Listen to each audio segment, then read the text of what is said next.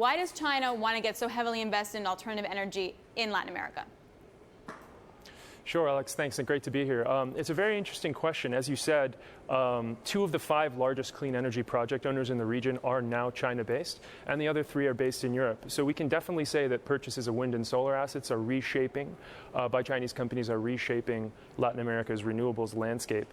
It's a very interesting change from a few years ago when, had we looked at this list of the top 5, it would have absolutely been dominated by European utilities and local players as well.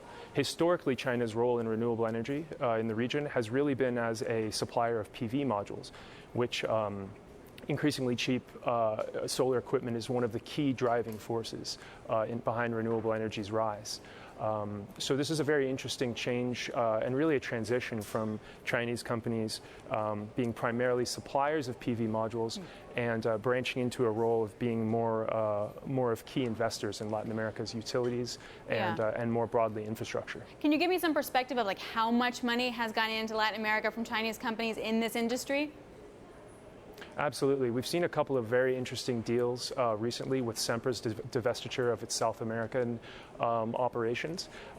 2 deals in particular I think are worth highlighting. That's the sale of their assets in Chile for about $2.2 billion, and then also the divestiture of their assets in Peru. These are very significant investments that total about almost $6 billion. And when you look going back to 2014, total Chinese investment in the power market in Latin America has been about $36 billion.